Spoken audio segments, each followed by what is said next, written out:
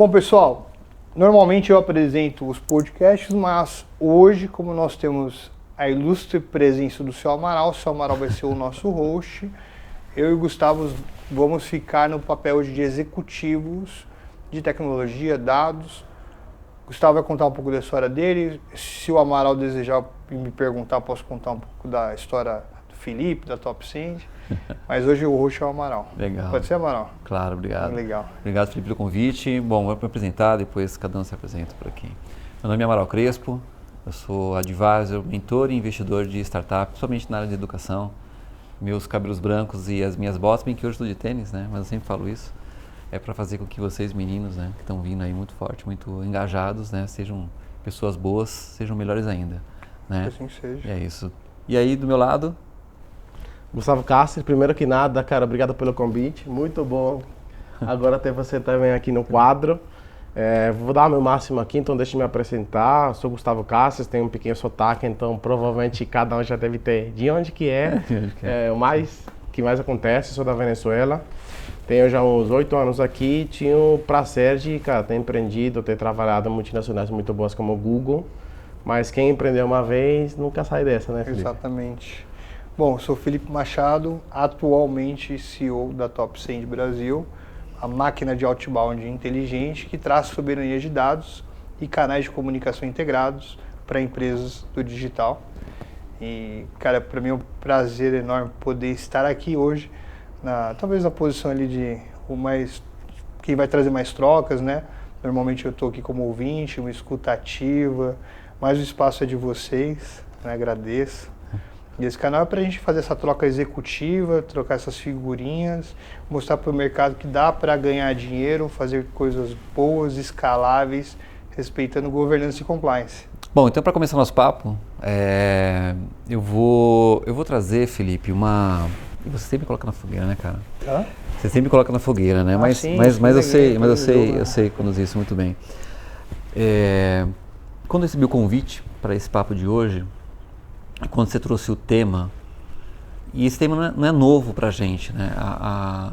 Eu achei a palavra soberania uma palavra muito forte. Até tive um preconceito sobre isso, porque soberania tem aspecto de poder, tem aspecto talvez até de ostentação, né? E aí você foi conduzindo muito bem. Calma, Amaral, é sobre a gente ter domínio, é sobre a gente ter controle. A primeira pergunta é para você, Felipe, e a gente pode discutir sobre isso, né? O que é soberania de dados e por que ela é importante nesse contexto para a gente conversar nesse podcast? Pô, eu jogo ele na fogueira, ele joga ele na... te devolve, né? Mas você sabe. Lá no vulcão, Não, mas é bom, cara. É algo que às vezes as pessoas não têm noção de como é que isso impacta nos negócios, né? Se ele tá assistindo a fogueira, eu tô sentindo o Hobbit lá do Anel lá pra jogar na fogueira, então... Bom, seu Amaral, você sabe que eu fiz uma formação era Data Science aplicada a Growth Marketing, na FIAP. E já era a minha 7ª faculdade, que eu iniciava e não concluía, que eu não iria concluir mais uma vez. Mas foi um ano onde eu me encontrei. Me encontrei porque Paulista, FIAP... ganhei até um prêmio lá de um projeto de meses com o Comitê Paralímpico Brasileiro, conheci IBM, Google, Oracle, FGV, curso de blockchain, então um mundo que se abria, né? E depois minha vida ela viria a dar muitas voltas e eu tive a experiência de fazer um exit de empresa, simplesmente entregando como se fosse a chave das portas dessa empresa para um fornecedor que me ajudou durante muitos anos, e seguindo para um período sabático, onde eu viria a me tornar nômade e depois, mesmo nômade, validar grandes cases com fintechs, infoprodutores, lançamentos. Só na QIFI ali foram mais de 5.500 vendas como coprodutor, no backstage, atuando como gestor de tráfego, gestor de projetos. E com uma base familiar de dados, tecnologia. Meu pai... operação de cobrança, call center. Seu Elcio.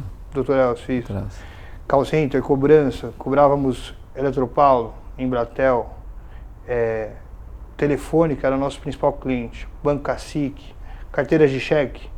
Meu primeiro trabalho na operação foi com cheque sem fundo, de 50 conto, assim, de mercado, que eu precisava bater atrás do telefone do cara, ver se era o mesmo telefone do sistema tela preta. Para ligar. Ligava, se tivesse número diferente, ligava nos dois, validava o número correto, cheque a linha 12, sem fundo, e às vezes precisava parcelar.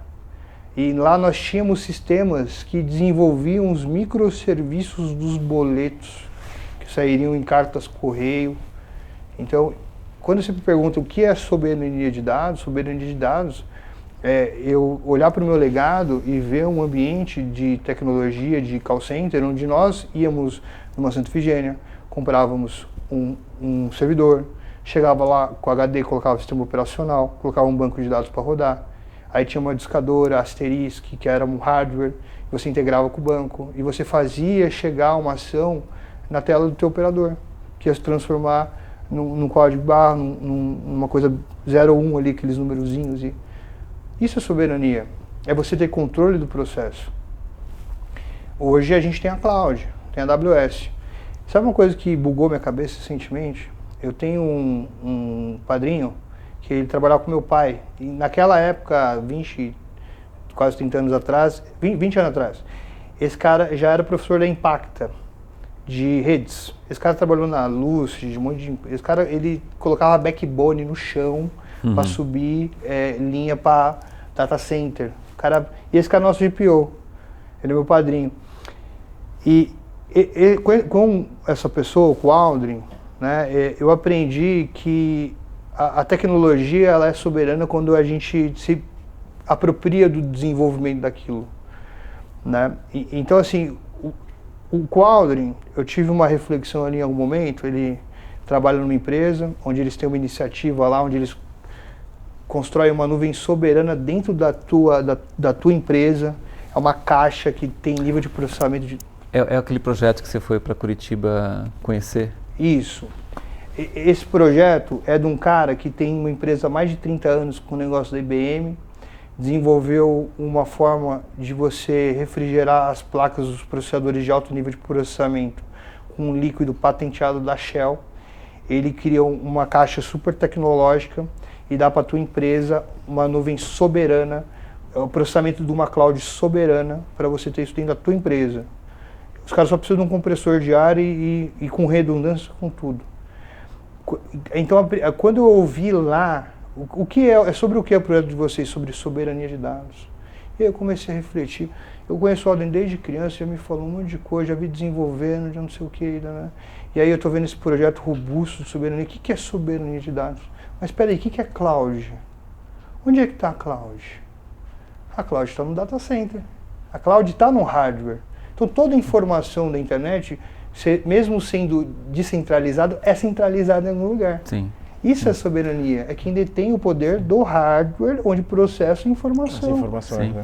Sim, inclusive, não sei se você... Só para concluir, esse conceito, Amaral, eu posso ficar discorrendo de N forma sobre ele, mas é um conceito muito mais, é uma coisa muito mais aqui, é muito mais sobre você perceber como as coisas acontecem do que você necessariamente ser o cara que vai ter o data center na tua casa. Não é sobre isso, mas é sobre você, se você, por exemplo, usa um CRM, que seja consciente que você está trafegando uma informação sensível sua, da sua empresa, do seu cliente, e você ter isso como premissa, às vezes, na hora de escolher a tua ferramenta, ou quem vai operar o teu sistema.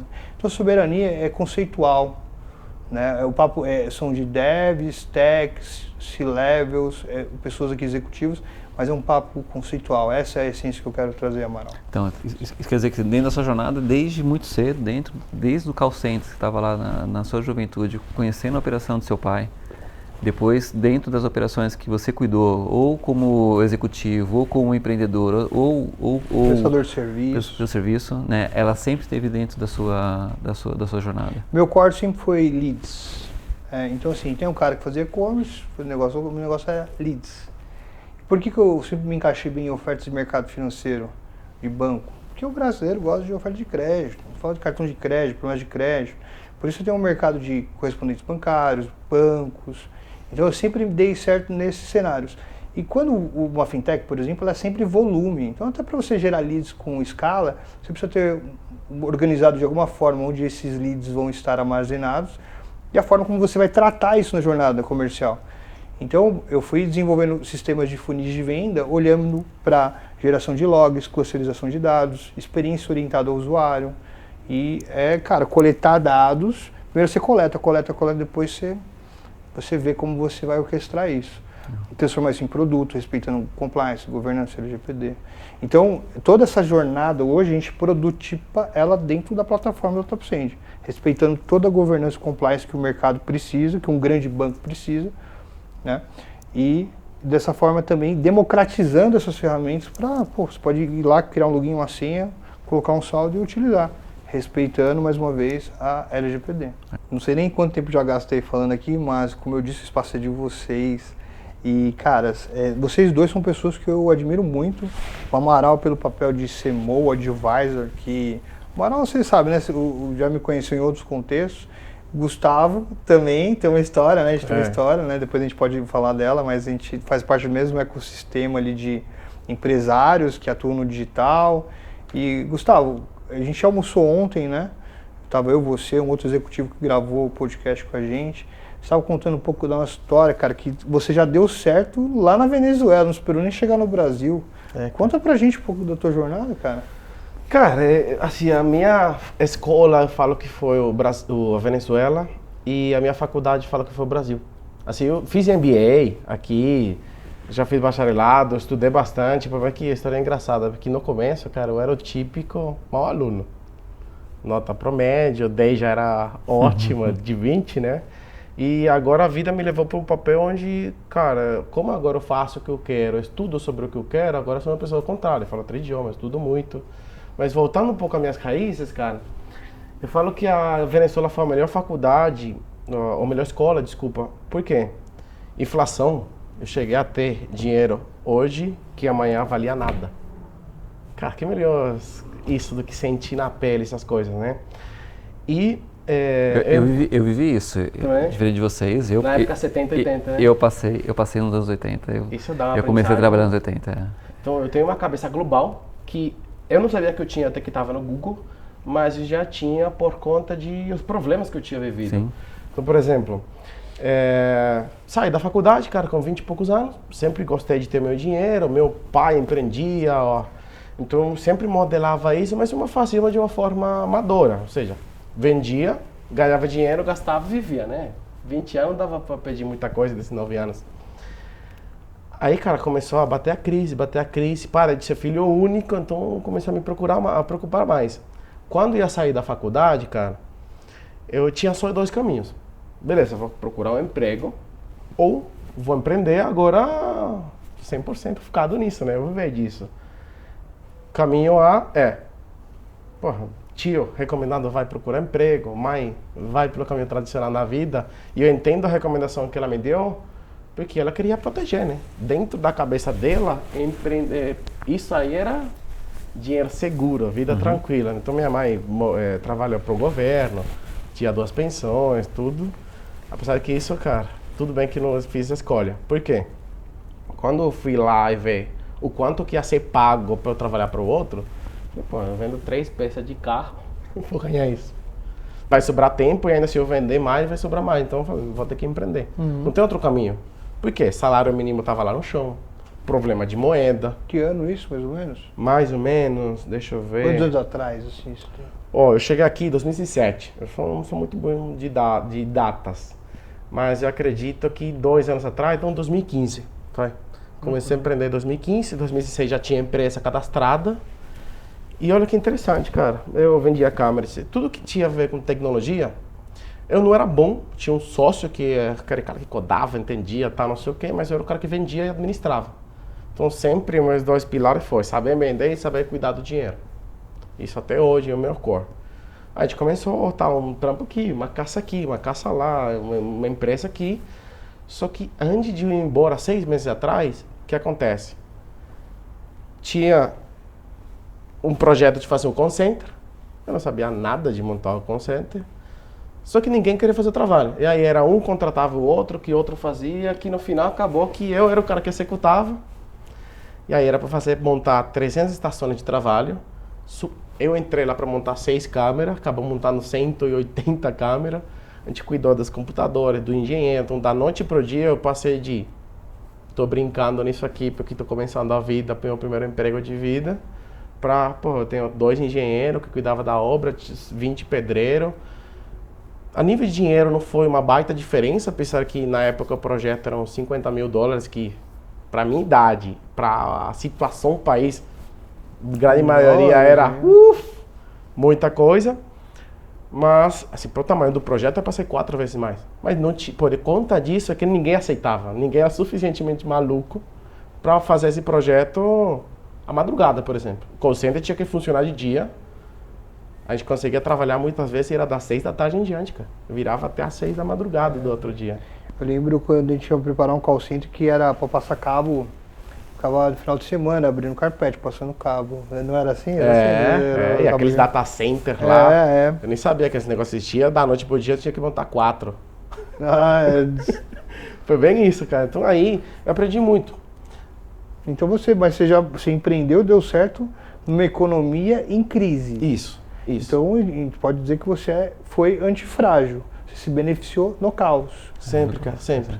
E eu acredito que tá nesses momentos de caos, tudo bem que depende de mudar como que a pessoa reaciona, né? Mas é no momento de caos que você mais aprende e evolui. Porque onde me colocou essa posição, cara, já tinha moto, tinha carro, e eu tava muito afora da curva do meu círculo. Só que aí eu vim pro Brasil. Descobri que ia ser pai. E eu descobri que $4 mil lá era bastante dinheiro, porque o salário mínimo era 100. E descobri que aqui com 4 mil, indo lá pagar a consulta no Albert, porque não sabia que era o mais caro dos que eu tinha, eu falei, pô, o dinheiro vai acabar muito rápido. E aí, eu volto para Venezuela, porque o meu trabalho não dava para fazer à distância. Era um negócio muito de, tenho que ir no lugar, supervisionar e tal. Aí larguei tudo, cara, tinha mercadoria, a gente pagou o escritório 1 ano. A gente falou, cara, vamos pagar 1 ano, você me dá um desconto, paguei. Ainda só 6 meses. Larguei tudo. Falei, tá bom, vamos ficar aqui. Acredito que um país melhor vai dar uma melhor condição para minha filha. Então vamos de novo. E aí essa pegada foi de, cara, tenho que aprender. Aí, humildade, entender que o que eu tinha feito era legal, mas eu tinha que fazer muita coisa nova. Eu tinha que aprender o idioma. Eu tinha que ser CLT, eu nunca tinha. Meu primeiro emprego qual foi? Meu. Então esse negócio de trabalhar para os outros, se adaptar com as políticas, entender outra cultura, cara, foi muito difícil. Eu pensei em voltar no primeiro ano. Sei lá, pensei em voltar. E foi nesse momento que o que era mais, que me dificultava mais, foi o que me deu mais diferencial. Então, por exemplo, nessa multinacional francesa que eu trabalhei 1 ano, eu entrei por quê? Porque eu falava português. Então olha a história. 3 meses eu já falava português, 6º mês já tinha carteira e já tinha meu primeiro emprego.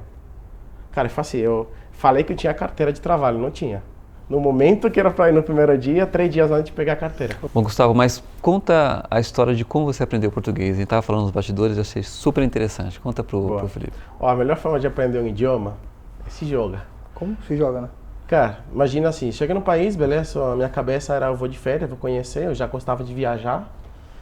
Aí cheguei, você sabe que vai ser pai, você decide que vai ficar. Primeira coisa que eu fiz, cara, vou contratar alguém que me dá aula, né? Só que eu fiz 2, 4, 6 aulas e falei, isso aqui não tá indo, dinheiro tá acabando, filho para nascer, tenho que arrumar um emprego, ninguém vai me contratar se eu não falar o idioma, claro, né? que não. Aí comecei, cara, um computador velho que eu tinha lá que se desconectava, ele desligava. Abri o YouTube e comecei a procurar professor de português. Achei vários, gostei muito e tal, só que de repente caiu um vídeo da Endeavor. Naquele Day One. Cara, o cara da mantequeira. Comecei vários vídeos que dizia, cara, eu não tô entendendo, mas eu tô gostando. A Endeavor é uma escola de empreendedorismo. Ele aprendeu português numa escola de empreendedorismo. É tipo um TED, só que brasileiro. Sim. Aí, cara, eu não tava entendendo. A real é que eu não tava entendendo, mas eu tava gostando. A Tinha vibe algo que me dizia, Sim. vê de novo. E tinha uns que eu via 10 vezes. O cara da madeira. Então, aí comecei, nossa, tô entendendo 10%. Tô entendendo 30%. Até que isso acelerou muito e me ajudou a encurtar esse tempo, né? Aí no 3º mês já falava. No 3º mês já entendia e falava menos, mas entendia quase tudo. No 6º mês já estava com carteira assinada e trabalho pronto. E você trabalhou na Google? Isso. Aí, perfeito. Comei o primeiro emprego ali Você foi no Brasil? Isso, na multinacional francesa, porque eu falava espanhol. Então, o que meu maior problema virou ponto a favor, né? Porque assim, eu falava português, mas não era um português muito bom. Agora, como eles precisavam expandir para Latam, eles precisavam de mim. Entrei lá, fiquei 1 ano, aprendi sobre SEO, sobre a parte dos backlinks. Então, o que é a minha primeira empresa, na verdade, foi o meu primeiro trabalho. Saí de lá, conheci um cara, então sempre foi super social. Essa história aqui é engraçada. O cara que me ajudou a entregar no meu currículo lá virou meu compadre. Cara, eu tava lá um dia na piscina, tá? Um dia conversando com o cara, comecei a falar com ele, onde que ele trabalhava, ele era de RH. E ele me disse, vou entregar teu currículo lá, se alguém precisar te chama. Passou 1 ano, me chamaram. Fui lá, nem sabia que era pro Google, cara. Me chamaram, tem uma oportunidade de trabalho aqui, preciso de um executivo, para vender. Eu falei, vender é comigo mesmo, né? Uhum. Fui lá, quando eu cheguei lá, tinha que preencher um negocinho para entrar no prédio. Quando eu vi um crachazinho, assim, tinha um Google lá. Foi aqui na Faria Lima? Faria Lima aqui, né? Na Gomes de Carvalho, que ele tem 3... Hoje tem 3 prédios, nessa época tinha 2. Tem que fica ali entre os 2 prédios, tem um mezanino que é o restaurante lá dentro. Que ali é muito mais evento, mais a galera mais senior. Aí um pouco mais operacional fica na Rua de Carvalho, que um pouquinho mais pra baixo. Não é do evento, onde tem os eventos, tem o YouTube junto? Não, ali não era. Tá. Ali é um pouco mais pra evento, de repente fica um pouco mais, a galera se leva. Aí, a história de entrar lá foi engraçado. Foi o quê? Primeiro exame. Você fala inglês? Falo. Me deram uma folha. Você acha que eu sabia? E aí? O que você acha? Sabia ou não sabia? Não. Não sabia. Tinha meu celular assim, isso aqui não aconselho ninguém a repetir, mas era a oportunidade que eu tinha. Os caras não é growth hacking. Me deram uma folha, liguei para um amigo. Se deu certo o português, vai encontrar um mecanismo agora para o inglês. Quem nunca no colégio... Isso foi o que eu pensei, cara, se eu já aprendi aqui português e o que eu preciso agora é o inglês, eu não vou. Mas peraí, era um teste. Era um teste. E aí, como é que você fez o teste? Eu peguei uma foto, a moça que tava me entrevistando saiu 5 minutos, tipo, vou no banheiro. Uma foto, mandei para um amigo, liguei na hora, cara, me ajuda a preencher isso aqui. Que isso aqui para uma entrevista de emprego. Meu irmão, ele tá agora na Espanha. E é engraçado, que na faculdade ele também me ajudou a passar inglês. Me ajudou em inglês 2 momentos da vida. Na faculdade e depois no meu emprego. E aí? Tô devendo muito pra ele. Rapidinho ele fez pra você. Cara, ele me deu botar 1, botar 3, alcançou 4, preenchi. Beleza. Me ligaram de novo, então deu certo, né? Segunda entrevista. O cara que ia ser meu chefe me entrevista. Papo, não sei o que tal. Eu acho que eu não tinha passado. Só que no final da entrevista, ele falou, cara, aqui não é molecagem, aqui eu preciso de trabalho sério, não pensa de férias, não pensa em nada, aqui é meta atrás de meta. E, cara, eu acho que o que convenceu ele foi, eu tinha meu anel e falei, cara, tá aqui, eu não quero férias, não quero nada, eu tenho uma filha agora, então eu quero é trabalhar. Caraca. Aí ele viu é isso que eu quero, o cara me chamou 2 dias depois, e eu ainda meti uma legal também. Passou 1 mês e falei, gente, eu gostei muito do trabalho, quero trabalhar lá, só que tem uma oferta em outro lugar e eu preciso aceitar, né? Ele trocou o Google? Trocou o Google? Como foi? E aí? Eu falei isso pra RH. E aí? Aí eu descobri que não tinha me contratado ainda porque o meu chefe estava nos Estados Unidos. A operação que eu entrei era nova, tava só ele. E ele precisava de alguém que falasse espanhol e até para ajudar ele na parte mais operacional. O que aconteceu? Entrou uma pressão louca. O cara de lá, assim, o Gustavo, contrata ele mesmo. Eu entrei, meu chefe nem tava aqui. E aí? Aí entrei, cara. Mas você trocou eles antes, você falou que não estava tão disponível assim. Eu falei que já tinha outra oportunidade, né? Tem uma, na graduação, tem uma ferramenta que a gente aprende, né, chamada CHAR, né, que é conhecimento, habilidade e atitude. Eu tenho uma dinâmica que eu faço para a galera, para eles entenderem por que a gente se conecta com quem a gente se conecta. A dinâmica consiste em você pensar em um cara que você admira muito. No caso pode ser seu pai, no caso pode ser um líder, pode ser um jogador de futebol, qualquer pessoa que você admira muito. Depois você coloca qualidades ou adjetivos para essa pessoa.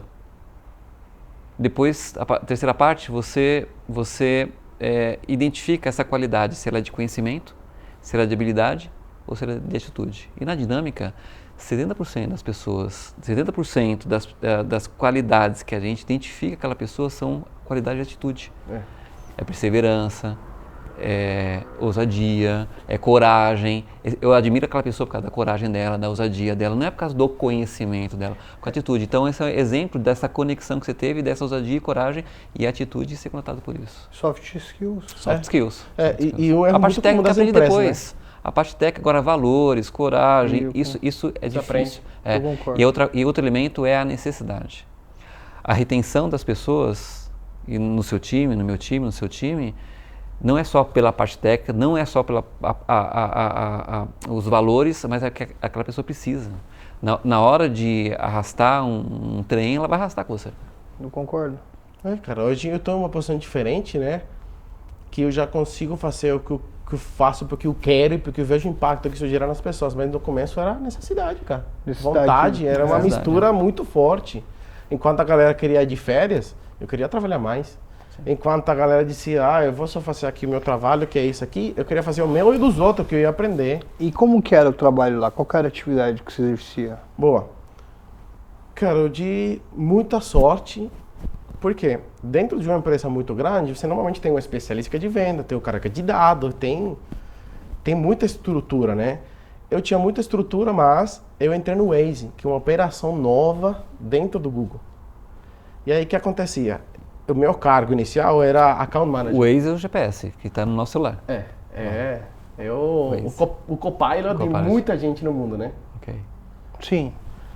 Aí eu entrei lá, era para ser gerente de conta. O que normalmente faz o gerente de conta? Cuida do portfólio de cliente, né? Só que, cara, eu cuidava do portfólio de cliente. Eu fazia reuniões com Israel quando a API quebrava. Eu ajudava a escolher quais agências fazia sentido virar parceiro do Waze. Eu ajudava a treinar essas agências a como vender e posicionar o Waze para a base deles. Então, por eu estar numa empresa muito grande, aprendi muito sobre dados, o quão importante eles são. Só que ao mesmo tempo estava numa operação que a gente cuidava do Brasil e América Latina, e era 2 pessoas. Então, a gente era TI, a gente era venda, a gente era tudo, e isso me ajudou muito também. Tanto que foi uma das coisas que mais me segurou a ficar. Que no segundo ano, economicamente, já não era tão rentável para mim. Tanto que eu ia sair, mas no segundo ano o que aconteceu? Aí já o que eu fazia de cuidar de agência, recrutar agência, treinar eles, tudo, eu já conseguia fazer num terço do tempo que eu fazia. O que aconteceu? Eu abri uma vaga para executivo de conta, que aí agora era vender direto para as marcas. Vender para o McDonald's, vender para a Subway. Assim, aí já era mais verticalizado, eu cuidava de finance, food, umas 6 categorias. Falei, cara, não vou sair. Agora tem algo novo que consigo aprender e vai me ajudar na minha jornada de empreender. Então, vou ficar. Aí era vida de pai, vida de executivo e vida de empresário ao mesmo tempo. Eu não tinha muito prazer, cara. Era muito, agora é o momento de sembrar que eu vou colher daqui a pouco. Eu costumo dizer que chora agora e depois. Tem uma frase que o treinador de bola falou lá no Cubo, que é, cara, treino duro, jogo fácil, jogo fácil, treino duro. Não. Treino duro, jogo fácil. Isso. Jogo fácil. Treino fácil, jogo duro. Não, é invertido, né? TDAH que vai, jogo duro, treino fácil. Não, né? Treino duro, jogo fácil. Isso. Treino treino fácil, jogo duro. Acho que não é bom de frase, né? Mas ainda bem que vai editar. Não, pode deixar, mas não, deixa que é um mojo. Da vida, né? É um mojo, seu Amaral. Legal. Não, mas faz a parte preta, né?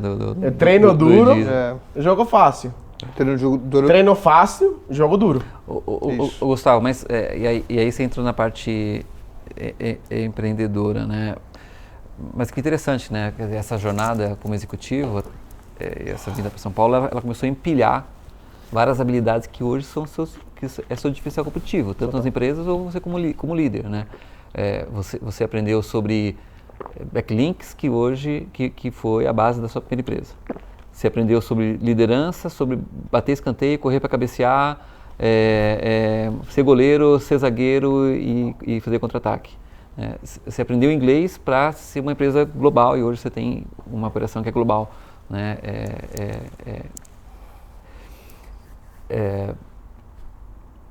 Me perdi o que eu ia falar. Mas era isso, né? Sobre esse empilhamento dessas habilidades que a hora foi duro, mas foi a base de tudo que você é hoje. Total. Legal. Total, tanto que essa pegada de dados era lá no Google, cara, tudo é possível sempre que você testasse rápido e trouxesse dados. Quer fazer? Faz, pega 2 e tenta. O que deu? E era toda semana conversa de dados. A gente tem uma meta, como é que a gente vai chegar lá? Tem um planejamento. Mas ao longo do dia era muita execução, teste, rápido, vai, o que tá funcionando, o que não. E assim, humildemente, meu primeiro 1 milhão de vendas, não tinha time de venda, não foi eu vendendo. Se eu já conseguia recrutar agências para vender o Waze, por que eu não recruto agências no mundo todo para vender o que faço? Perfeito. Tá. Até hoje, o canal de parceria é o maior diferencial. Por quê? Porque eu ajudo os outros e, ao mesmo tempo, eu consigo usufruir de uma estrutura que não tem um custo operacional para mim. Perfeito. Então, todas essas habilidades que eu aprendi lá, sem dúvida nenhuma, me traz. Então, sempre eu digo as pessoas às vezes se arrependem muito do que aconteceu no passado, né? Dos erros, eu quebrei, não deu certo nisso aqui. Mas, na verdade, cara, você não consegue chegar no B se você não fez no A. O meu primeiro emprego, o cara me falou que eu entrei foi porque ele precisava de alguém resiliente. E quando ele viu que eu já tinha empreendido num país igual a Venezuela, ele disse, cara, mais resiliente que esse, duvido achar. Você assistiu aquele filme do Google, dos candidatos do Google, estagiários? Você já assistiu esse filme? Não, Já. Já assistiu, né? Cara, você entra lá, eu acho que é um filme que todo mundo vê. Porque são 2 caras aleatórios que se candidatam para uma vaga no Google e os testes, eles respondem de formas muito disruptivas e resilientes, né? Por exemplo, tem um teste que ela pergunta assim, você foi diminuído por o tamanho de uma moeda e você foi colocado dentro de um liquidificador. Como você reage? Como você sai do liquidificador? Ele está ligado em movimento. Quando você sai? Aí os 2 sendo entrevistados, eles começam a girar a cadeira. A gente fica lá, rodando. Eu já vendi esse liquidificador. Eu sei que em 3 horas ele dá problema. Então a gente fica lá, rodando, só esperando. E aí os caras passam, porque é pergunta, resposta fora da casinha, disruptivo, desafio status quo. Né? Mas a jornada do empreendedor, eu também passei por umas poucas e boas aí. Eu sou filho de empresário, né? E aí, na empresa, eu trabalhei em todas as áreas da empresa. Animal. E sempre que eu brigava com algum gestor, gerente, alguém, eu batia de frente e depois eu saía, sei lá, então eu remanejava de área. Mas ficava muito na rua, no começo, office boy e tal, essas coisas. Mas teve muitas tentativas de sair da empresa do meu pai e trabalhar em outros lugares.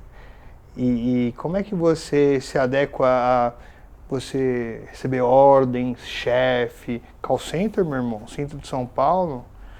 tiro, porrada e bomba. Eu acordava de manhã cedo, 3-1 piqueri, entrava na sardinha com a cara na janela, ouvindo pregação aqui, o outro maluco vendendo ali, o cara não sei da onde ali, Barra Funda, chegava lá Praça da Sé, churrasco grego aqui, morador de rua, batia lá Rua São Bento, prédiozinho comercial, meu irmão, todo dia lá, pessoal, cafezinho, se organiza para trabalhar. Das 6 horas todo mundo para casa, não tinha celular, smartphone. Então assim, e nessas épocas, hoje você fala em cultura, gestão de pessoas, hoje você entra em ambientes que você ter um bom ambiente para as pessoas trabalharem é o mínimo para você você precisa dar o mínimo para o cara subsistir com a tua empresa, com o teu ecossistema. Nessas épocas não.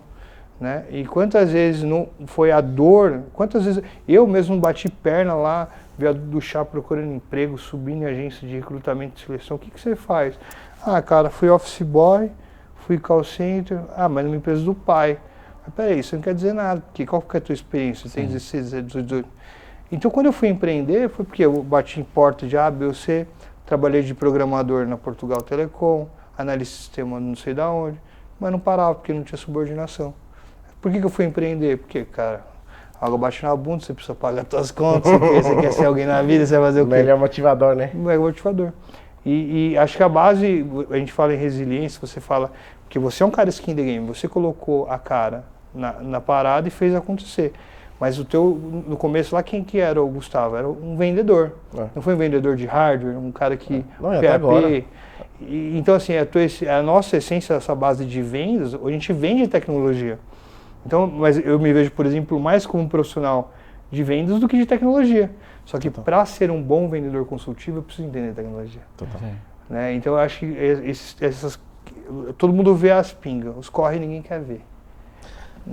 Que é aquela história de, que legal o carro que você tem, que legal a empresa é bonita, a marca, você aparecer, tá num podcast, visibilidade, tudo. Mas, cara, ninguém vê que daqui eu vou sair para responder coisa porque o meu cliente está na Espanha e se eu não respondo hoje, passa outro dia.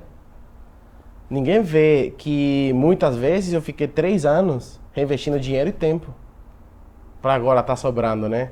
Então, cara, é algo que se paga muito bem, mas também muitas pessoas não aguentam, né? Não aguentam. E algo que hoje eu recomendo muito empreender, cara, eu gostaria de ter no mínimo a metade dos conselhos que eu dou hoje para mim mesmo. Por quê? Cada vez é mais fácil, cara. Só que as pessoas se perdem muito no imediatismo.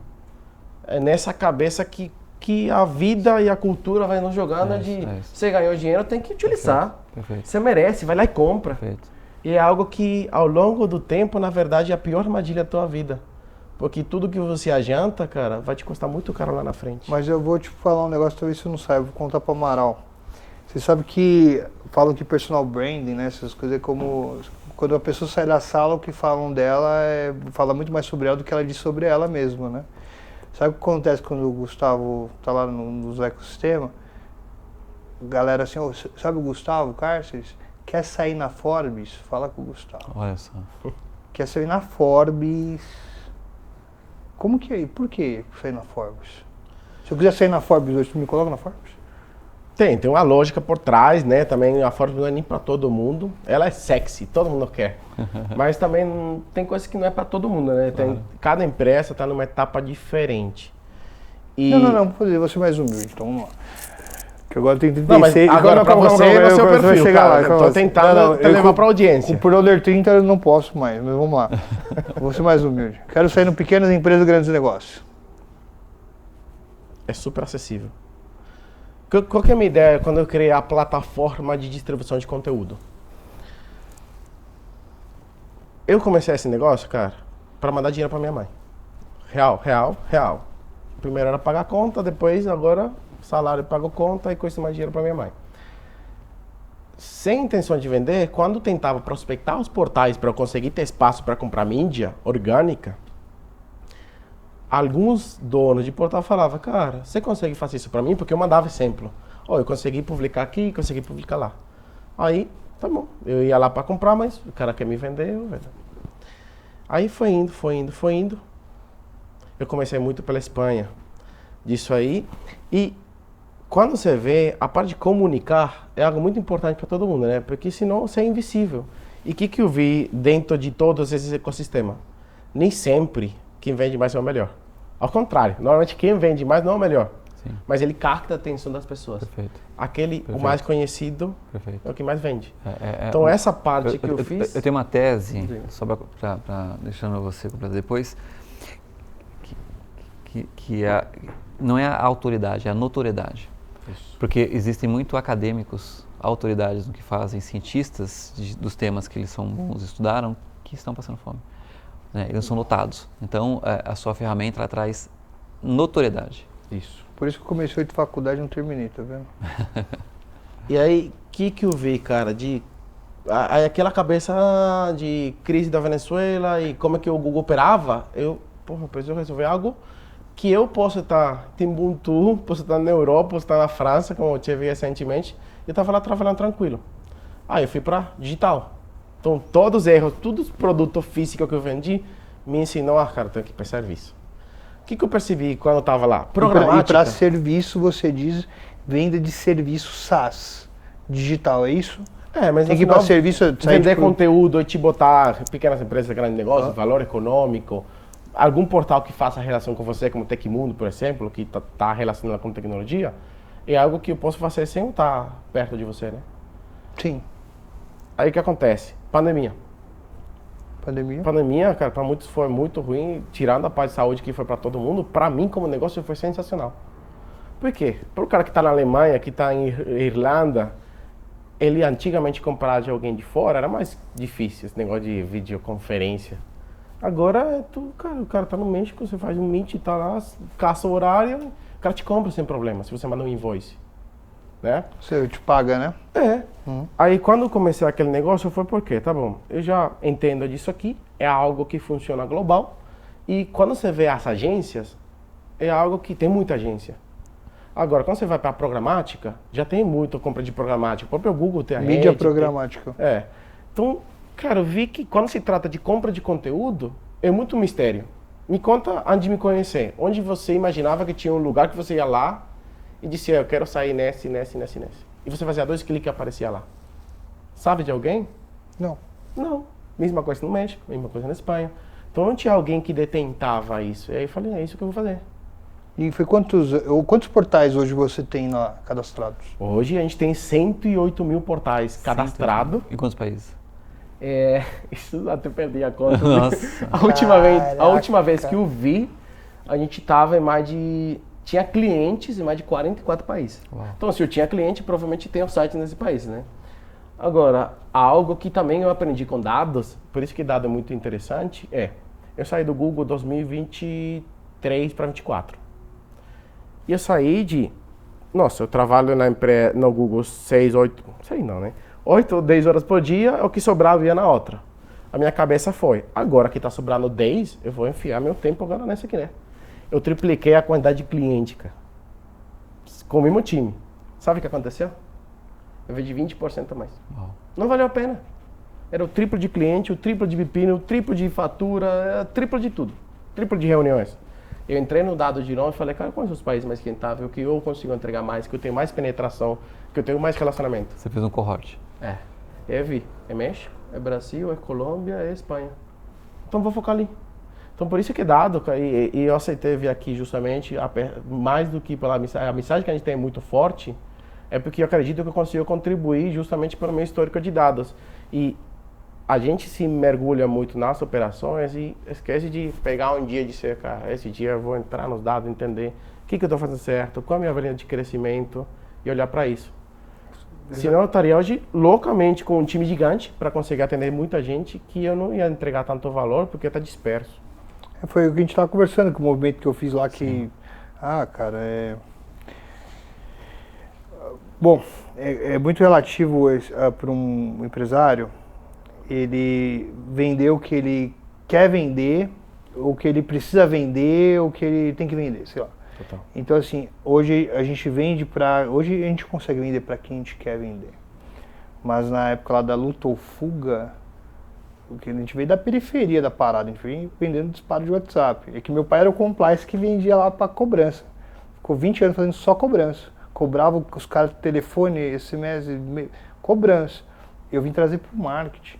Meu pai falando que não era para usar para marketing, mas eu encontrei uma lógica. Agora só fui encontrar uma lógica porque eu tinha estudado. Ao mesmo tempo que eu trabalhei no escritório, então assim, quando eu tinha 15, 16 anos, botava eu para fazer SQL, Linux, eu não entendia nada. Sou TDAH, velho, fui começar a tratar TDAH depois dos 30. Tentei muitas vezes como jovem, mas... Então eu ficava ouvindo o professor falar, eu olhava a tela preta, eu gostava, fazia amizade. E quando eu voltava para o escritório, eu voltava mais com ideações sobre as tecnologias do que o desenvolvimento do código, porque a gente tinha os programadores. Mas lá com 18 anos, quando eu já estava mais velho, então qual era o meu trabalho na empresa? Eu era o primeiro funcionário a chegar, eu tinha um papel de clusterizar os bancos de dados via arquivos TXT, subir num CRM que a gente pediu para desenvolver de discadora, onde tocava as bases de ligações do dia e eu distribuía essas ligações para os operadores que iam atender. Então era o URA que ligava, o pessoal atendia, transferia para o operador. Então eu tinha 18 anos, eu tenho 36, ou seja, 18 anos atrás. O que eu faço hoje? Clusterizo o base, a mesma coisa, subo o discadora. E cara, quando meu pai teve empresa de show business, empresário duplo sertanejo, casa de show, abriu outros call centers, depois teve a história dele lá, das empresas que fechou. Cada um com o seu, né? Respeito o legado do meu pai, estou aqui para honrar isso. E o que acontece é que quando eu fui pro mercado, fui para mim, um jovem que vai se encontrar, fazer psicologia. Fiz 3 anos de psicologia. Aí o dia que eu saí da psicologia, eu precisei sair porque eu fui empreender, porque meu pai quebrou as empresas, aí eu fiquei sozinho em São Paulo. Crise, né? Os melhores momentos da vida são as crises, cara. Porra, minha esposa, na época a gente era namorado, me ajudou, né, a me estabelecer, fui para Cotis, Pensão República, e fui fazer psicologia. Aí tentava me ajudar a voltar para a faculdade, que eu perdi a mão. Da FMU eu tentei para a Unip, tentei para a EMB, tentei voltar para a FMU, não me recoloquei, fiquei 4 anos e meio tentando fazer psicologia. Larguei mão, fui empreender, fui ganhar dinheiro. Aí meu pai e minha mulher me convenceram a fazer contabilidade, fazer um ano de contábeis. Aí depois eu frustrei com a contabilidade, fazer nutrição, brother. Vocês me nutrição. Empreendendo, tinha mercado de empresa de brinde, queria me encontrar na vida. Quando eu vi a FIAP divulgando o curso, falei assim, cara, não existe esse curso no Brasil. Vou fazer esse curso aqui. Depois eu fui sair, virei nômade, né? E depois fui tentar voltar para PUC do Paraná fazer Big Data também. Então, assim, hoje eu tenho um time de desenvolvimento, mas é um desenvolvimento que você sabe, você visualiza, você entende como uma coisa se organiza. Eu não preciso lá rodar uma carry no banco com SQL. Mas para você tentar entender, né? Mas eu sei como funciona o processo de um data lake, data warehouse, anonimização de dados, que com S3 faz um RabbitMQ no papel de vendedor, de gestor. Deixa eu te fazer uma pergunta. A gente se conectou por uma amizade, né? Conheci ele num evento, conheci o colaborador dele, fiz um trade de permuta com o cara, onde eles usaram a plataforma e eu ia usar o Backlinks. Aquele evento que a gente foi lá da Growth Conference. Sim, eu lembro. Conheci. Eu lembro. Aí eu fiz... Os 3 não conhecemos no mesmo evento, né? No mesmo evento. É verdade, Olha que bagulho. Esse tava no evento, foi o que eu falei com o teu colaborador, eu fui falar com ele depois online. Aí quando foi a minha vez de usar a permuta, eu não achava o contato dele. Morreu. Morreu assim o assunto. Meses depois, eu estava lá no evento do High Growth. Quem que aparece lá para falar comigo? Gustavo. E você faz um trabalho relevante lá no LinkedIn, que é um dos mais polêmicos do Brasil, né? E uma das maiores autoridades do nosso segmento. Você pode falar um pouco disso para nós? Posso. Eu gostaria que você trouxesse essa parte técnica e depois o Amaral trouxesse essa parte do LinkedIn aí, porque hoje para executivo o LinkedIn é o principal canal de aquisição, né? Tanto de leads, dados para o cara prospectar, quanto de se posicionar. Agora me conta, como é que funciona hoje estrutura, tecnologia, LinkedIn e esses players aí que vocês... Lembra que eu falei que no começo eu fazia o que eu fazia para fazer dinheiro? Sim. Depois, ao longo do tempo, descobri que vender é uma habilidade que ajuda as outras pessoas. E no final, comunicar, se você não vende, também fica no meio, né?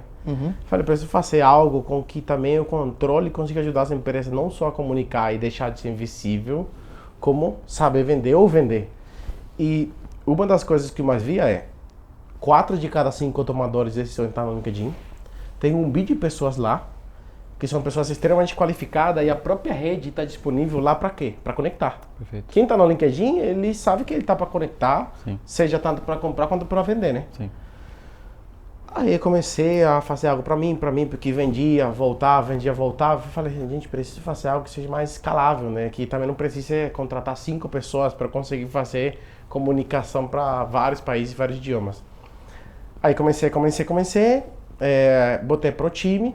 E, cara, hoje em dia a ferramenta é utilizada, como você falou, por Thiago Reis, por outras grandes pessoas, que praticamente ajuda e potencializa o trabalho que era feito por 3 pessoas. Agora as pessoas fazem um triplo, só que ao invés de 3 é 2. Mas, por exemplo, o Thiago Reis ali no LinkedIn, qual é o trabalho que vocês exercem na prática? Primeiro é que agora ele tem a volumetria de todo mundo. Ele sabe que mensagem é mais respondida. Segundo, todos os dados viram dados soberanos. Porque o LinkedIn hoje, por mais que você tenha o Sales Navigator, tem outras ferramentas, ele não te entrega o dado das pessoas, né? A nossa solução, a partir do momento que uma pessoa aceita a outra, o LinkedIn é dado público. Então, você começa a ter controle de fato, quem que é minha rede? Ah, tá bom, tem aqui um dashboard que eu sei as informações das pessoas com quem eu estou conectado. O terceiro ponto é se relacionar, cara. Porque nem tudo tem que ser transacional, de eu vou te mandar mensagem, eu tô ofertando isso aqui, eu tenho isso aqui, eu sou melhor disso. Na verdade, isso funciona pouco. É uma conversa. É uma conversa. É um canal, o LinkedIn, igual que outras redes, não é um canal de venda, é um canal de relacionamento. Sim. E lá, o que ele ganhou em escala? Não posso citar números, né? Mas imagina que todo mundo que está conectado com ele vai receber mensagem de aniversário personalizado, Perfeito. vai receber like nas publicações. Isso vai fazer com que o nível de consciência das outras pessoas lembre muito mais dele. Perfeito. Se você é mais visto e mais lembrado, o que acontece nas vendas? Sim. Quanto mais você é visto, Mais quanto lembrado. mais você é visto, mais você é lembrado. Total. Só que isso de uma forma e numa automática. linguagem natural. E deixa eu fazer uma pergunta, Amaral, agora. Quem mais é visto, mais é lembrado, ou quem mais é lembrado, mais é visto? É o dilema? Como que é esse paradoxo, para sua visão de CMO, que está lá no LinkedIn com grandes executivos? Você também tem, desculpa, você também tem grandes nomes que você apoia ali, a construção de imagem no LinkedIn. Um deles é o Felipe. Não, Machado. sim, mas você tem caras que estão aí puxando tendência. Sim. Primeiro, o conceito de rede social. Eu vou falar um pouquinho das pessoas que Eu de tô certa puxando forma, tendência, mas você tem uns caras que estão lá. mas o conceito de rede social, para mim, rede social é um grande boteco. Né? Você não está lá, você não vai no boteco porque a cerveja é melhor, você não vai porque o ambiente é melhor ou porque está na rua mais localizada. Você está na rede social porque seu amigo está. É só por isso. Então, o primeiro conceito é o seguinte, e o LinkedIn é a bola da vez. Porque no passado era apenas um perfil para currículo, para Hunter buscar profissionais qualificados por causa da segmentação de senioridade, de categoria ou da indústria que aquele cara estava segmentado. Hoje não. Hoje é uma rede social onde o feed é incentivado a colocar mais vídeo, onde é incentivado as pessoas ficarem mais dentro dessa ferramenta. Né? Coisa que era só Instagram, o TikTok fazer isso, o LinkedIn entendeu que era o papel dele e ser a bola da vez. Então, mas que isso seja de uma linguagem natural, né? Seja uma linguagem que o público entenda que é valor para ela e, consequentemente, quem entrega valor pode pedir valor. Por isso que quem é visto, é notado, vende mais. Então, te respondendo. Então, se a pessoa entrega valor de forma natural, ela pode pedir valor. Né? Você foi executivo de uma grande empresa de educação que apoia executivos, empresários. Sim. E isso não nasceu no LinkedIn. Nasceu Eu já contar um pouco da minha trajetória, né? Eu tô nesse mercado de comunicação desde os meus 14 anos, né? Tô com 52, então tô há 30 e poucos anos. Passei por várias ondas, né? Eu trabalhei 20 anos fazendo comunicação financeira, comunicação obrigatória de empresas de capital aberto. E no Brasil é talvez o único local onde a lei só vale se publicar no Diário Oficial. Né? Tudo que precisa ter equidade tem que ser publicado no Diário Oficial e em um jornal de grande circulação. Então, durante 20 anos, ajudei as empresas de capital aberto a fazer essa comunicação mais obrigatória. Então, vi o crescimento do mercado de capitais, vi o crescimento do triple bottom line virando ISG, vi o crescimento das operações estruturadas de M&A, operações estruturadas de dívida como FDIC, CRI, debentures, né? Tive a chance de estar ali me comunicando tanto no departamento de marketing, financeiro e jurídico. Depois passei por fiz um sabático, né? Enchi o saco de copiar e colar texto, né? Por mais que era uma comunicação, por mais que tivesse uma parte de criatividade, eu estava inserido nessa parte de criatividade como diretor de arte ou produtor gráfico, mas era muito igual, e 20 anos fazendo a mesma coisa, uma hora você quer dar um basta, fiz um sabático, peguei meu troller, fui conhecer o Brasil de Jeep, a gente tá falando sobre isso, né, que seu pai agora tá com Jeep. Comprei uma Cherokee pro velho, tava falando uma hora levar ele pra lama lá. Durante 6 meses viajei o Brasil inteiro, fui estudar um mestre Madia, que hoje para mim é o grande mentor aí de tudo que eu faço hoje, né? Eu ainda tenho conexão com ele, um cara que com 80 anos, ele abre todos os dias uma live às 7 horas da manhã e lê os jornais que ele ainda lê e discute sobre os assuntos que ele acha importante todos os dias. Quem é essa pessoa? Francisco Madia de Souza. Ele tinha um prêmio chamado Market Best, então quem é mais antigo vai entender, quem é da época de DPZ, Young Rubicon, OGV, né, que são agências de criatividade. Ele tinha um prêmio chamado Market Best e criou também, junto com o filho dele, a Academia Brasileira de Marketing, no marketing mais tradicional, marketing mais voltado a brand, né? Então fiz o MBA com o Madia. O dinheiro começou a acabar do sabático, né? Sabático você gasta muito dinheiro, começou a acabar, precisava voltar para o mercado. E encontrei no entretenimento, principalmente nas leis de incentivo, um caminho onde eu poderia aproveitar esse novo conhecimento que eu tinha de comunicação, que era o que uma dia estava trazendo, esse MBA trazendo, as pessoas estavam conhecendo esse mercado, junto com aquele network de diretores financeiros, jurídicos e de marketing. Então eu encontrei no mercado de entretenimento, somente em leis de incentivo, né, a Lei Rouanet, a polêmica Lei Rouanet, um caminho que eu pudesse agregar valor à sociedade, usando o meu networking. E aí começam os dados de fato na minha vida, porque o meu jeito de prospectar esses projetos, fazer o match entre quem tinha o produto, que era o evento cultural, e quem tinha o dinheiro, que era a empresa, era olhando os dados que até então eu negligenciava. Então eu publiquei balanço durante 20 anos. Eu sabia ler balanço, mesmo não sendo contador. Eu sabia dos dados ali, né? Ao mesmo tempo, eu sabia o quanto que aquela empresa podia investir em Lei Rouanet. Eu olhava os dados do Ministério da Cultura e sabia se ela investiu ou não e onde investiu, para eu ter uma estratégia comercial que fizesse sentido para aquela empresa. Então, o produto, aquele produto, por exemplo, uma grande marca de mídia, um produto cultural devia ser um produto que tivesse mídia como contrapartida. Uma empresa que tem um cunho mais social, ela apoiaria mais fácil um projeto que fosse com cunho social. E eu não podia perder tempo na minha prospecção. Então, fazer esse cruzamento de dados para saber que aquele projeto tinha mais a ver com aquela empresa. E aquela empresa tinha dinheiro na mesa porque eu estava lendo o balanço dela. É quando os dados começam. E aí eu criei um algoritmo que cruzava essas coisas para eu ter uma prospecção mais efetiva. Que ano isso? Isso 2010. 2010, tu tá falando de 15 anos atrás. 15 anos atrás, quem começou foi o Gustavo, né? Bom, e aí os dados os dados já estavam na minha vida, eu só não sabia concatená-los e cruzá-los para que ele fosse mais assertivo em qualquer outra tomada de decisão. Fiquei 6 anos nesse mercado, quando a Lei Rouanet passa por um desafio, né? A própria lei e a credibilidade dessa ferramenta cultural passa por um desafio. Você sabe o que é? Você quer, posso explicar? Pode explicar. Vou explicar na forma... Toda empresa no Brasil paga imposto. Pelo menos deveria, né? As empresas pagam imposto. A empresa de capital aberto, ela tem que declarar onde o dinheiro dela transita. Tem uma alíquota de imposto que você consegue deduzir então o valor que você pagaria de imposto, você deduz e paga incentivos da área da cultura, né? Isso aí.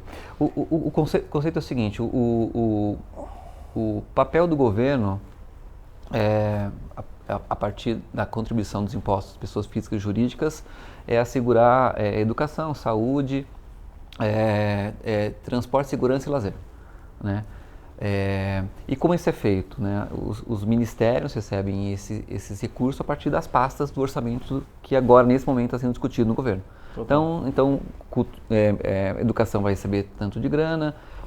E como isso desce para a sociedade, né? Em forma de emendas, em forma de projetos, e na cultura era a mesma coisa, só que antigamente era em forma de editais. Então o governo tinha lá um edital, que era o edital do cinema. Então quem tinha produtos ou projetos de cinema aplicavam esse produto para receber esse recurso.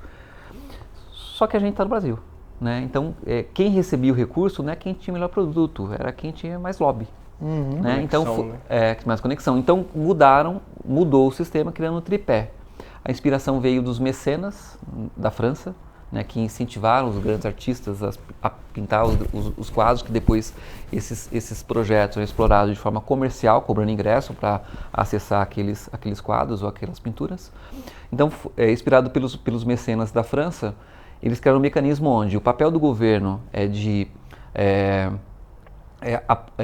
criar uma cota de grana que vai ser investida naquele ano, aprovar os projetos que são apresentados pelo segundo agente, que são os produtores culturais, que têm ali uma habilidade de produzir aquilo, mas uma documentação equivalente àquilo, então precisa ter uma parte mais burocrática de governança, e as empresas que pagam impostos para o governo, mas o governo falou para ela o seguinte: não precisa pagar 100% desse imposto para mim, paga só 96% para mim e 4% escolhe um projeto que seja aprovado por mim. E aí cria esse tripé, e com isso existe um fomento cultural, onde a empresa detém a escolha da ferramenta cultural que faz mais sentido para ele. Não, para onde ele quer botar esse recurso de uma forma mais intencional. Né? Empresas usam isso de ferramenta como uma ferramenta de marketing, outras como uma ferramenta social, né? Como qualquer coisa no governo. Você sabe que é assim tem uma em polêmica. muitos lugares do mundo, né? A estrutura financeira e contável, ela é muito semelhante em quase todos os países. Legal. E aí em 2016, eu crio o primeiro infoproduto que ensinava projetos, ensinava a inscrição de projetos culturais no Ministério da Cultura e a captação a partir dessa metodologia. Então, estava lá, quando tudo era mato, sentado com hoje que são os grandes players do infoproduto. E o meu primeiro mentor desse negócio, ele mostra para mim que o meu negócio não era ser infoprodutor, mas a minha habilidade era muito mais ser um estrategista, né? E eu viro coprodutor, né, de vários infoprodutores, né? Eu percebo, Amaral, que você vem do corporativo, Sim. mas eu entendo assim, eu tive a oportunidade de visualizar do papel do meu pai, empresário, do caso de show, o show business, né? O artista e o produtor, e quanta grana vai nisso e outras coisas. Então você veio num corporativo que era o show business, só que você olhava para a governança. Agora, você fez uma transição para o digital, para uma operação digital. Você se digitalizou como executivo, né? Como que foi para você essa transição de sair do show business, o mercado de governança, e para o digital? Como foi isso para você? Na verdade, assim, a tecnologia sempre esteve comigo desde o começo da minha jornada. Então, em 88, quando eu entro em Office Boy, nessa primeira agência de comunicação, em 89 eu recebo meu primeiro Macintosh. Eu ainda com telas fósforo. Então, a diagramação que acontecia de forma artesanal, a arte, que era artística mesmo, ela começa a ser no computador. Então, a tecnologia, de certa forma, sempre esteve dentro do meio ambiente e sendo muito pioneiro no uso dessa tecnologia para que duas coisas acontecessem que hoje é a minha habilidade, é a otimização de tempo e ganho de produtividade. Então a chegada no mundo do digital era muito mais para entender esse novo produto em escala, né? Porque o que eu já fazia em formato de comunicação não muda muito a ferramenta e o modo de comunicar. Só que antigamente, para a gente fazer processo em escala, eu tinha que fazer uma publicação na Rede Globo, na Veja, no estado de São Paulo, onde eu atenderia a grande massa. Só que eu atenderia a grande massa geral, eu não conseguiria fazer isso segmentado, né? O digital, ele começa a dar essa chance a partir dos dados que a minha comunicação é direcionada. Ela é direcionada. Então, o infoproduto, ele me ensina a usar aquela habilidade de comunicação agora para aquela pessoa que eu quero que receba essa comunicação. Então, no meu caso, um infoproduto de produtos culturais. Então, eu tenho a chance dentro da ABM, do Facebook, de um remarketing, de um pixel, de um site que tem a ver com o meu segmento, que o meu anúncio no marketing, no remarketing, seja para aquela pessoa falando exatamente na necessidade da dor dela. Mas veja bem, eu posso ir um pouco além, como quem já trabalhou com o Amaral, em processo de estruturação ali de N jornadas. Sim. Você atua muito bem no plano tático, é o que eu percebo. Porque geralmente a gente está aqui, aí sai uma estratégia tática. Tem sempre um tarefeiro lá, né, o júnior e tal, mas tem um cara que ele tem que acompanhar se o negócio está acontecendo de fato. Aí você vai falar em tecnologia, o cara vai falar em PO, mas nós como executivos precisamos alinhar stakeholders com iniciativas de tecnologia, governança de dados. Mas eu vejo que hoje você vem fazendo um papel mais com executivos, CEOs, por exemplo, que vem no infoproduto, no digital, aquele negócio do Founder-Led Growth. Igual o Gustavo faz o Founder-Led Growth via automação do LinkedIn. Perfeito. Você faz isso na essência do plano tático da coisa. Como é que é para você hoje levar o tático para esses founders. Eu vou conectar a evolução da jornada e a conclusão dessa metodologia.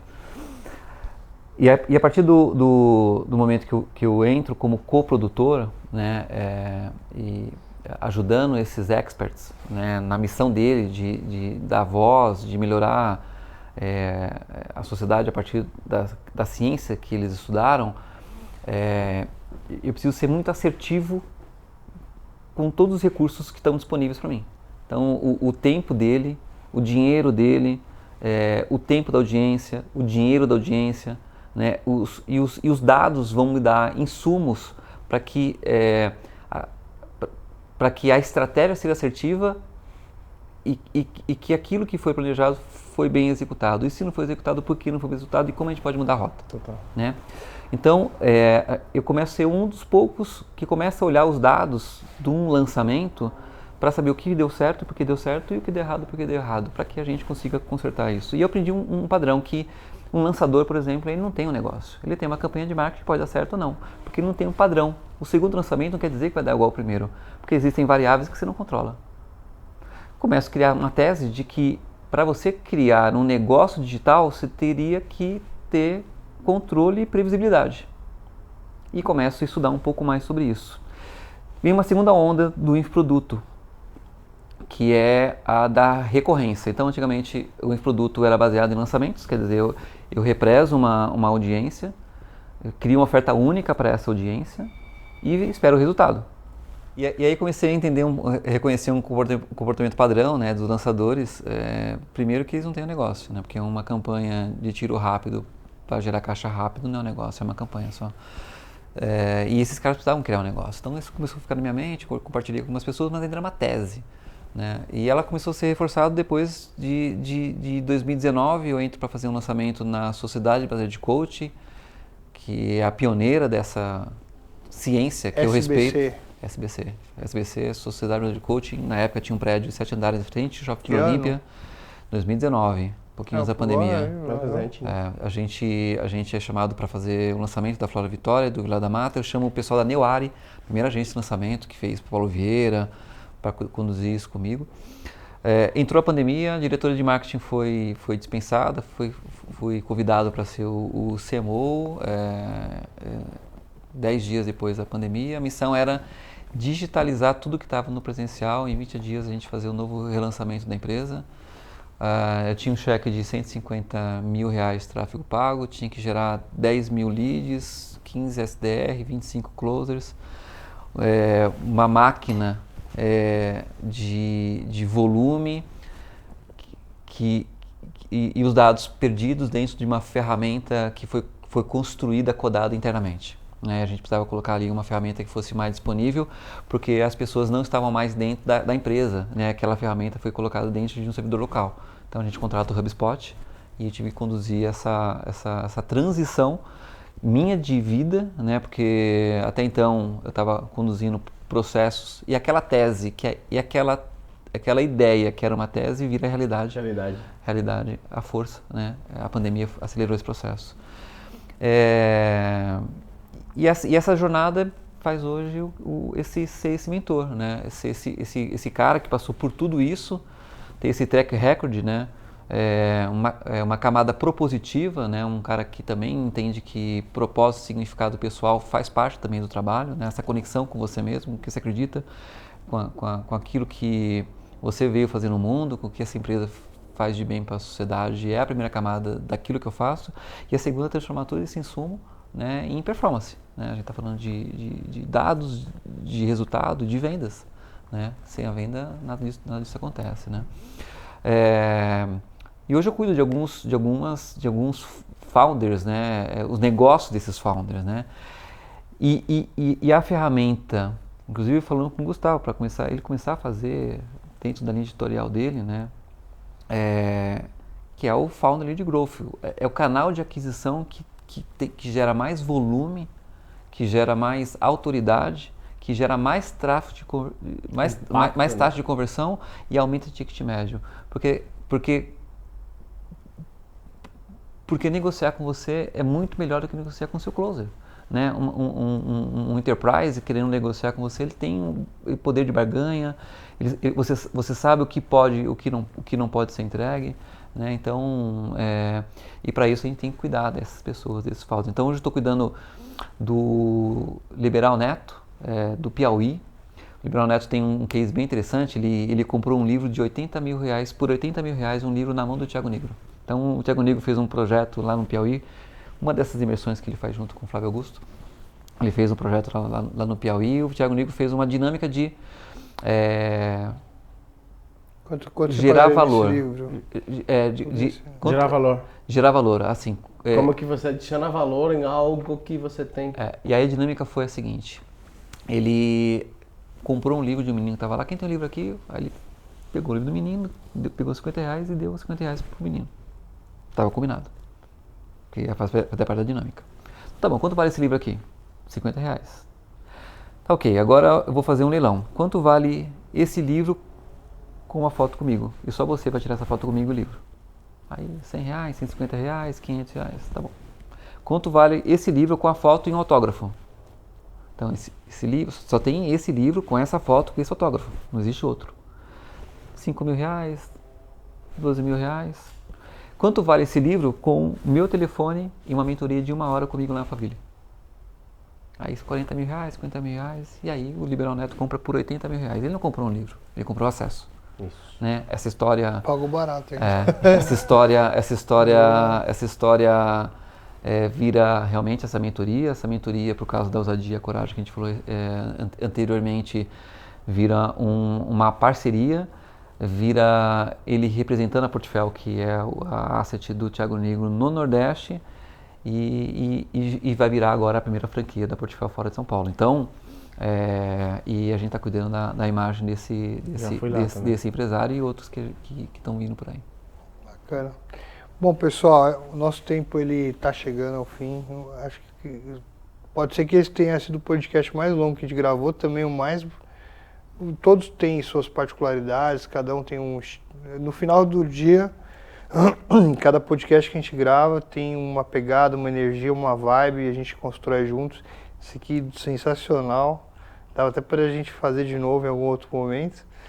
Mas tem uma forma que eu termino os podcasts com os convidados, que eu gostaria de fazer a sugestão para vocês, né? Que aqui, apesar de todos nós sermos executivos, empresários, empreendedores, trabalharmos com dados, somos também humanos. Sim.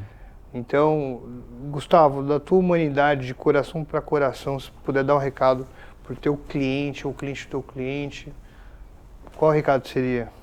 De coração para coração. Cara, vou tentar pegar algo que consiga abranger um público maior, né? E eu acredito que é sempre dar o nosso melhor, né? Entre a minha transição de ser vendedor, de ser professor, de ser pai, cara, sempre eu ter dado o meu melhor foi algo que me levou a outro caminho e me deu um retorno muito grande. Então, até você ter uma jornada, você fazer e dar o seu máximo no dia a dia, apesar que você não esteja nas melhores condições, vai fazer com que você caia no momento que agora sim você tem uma melhor condição para fazer outras coisas.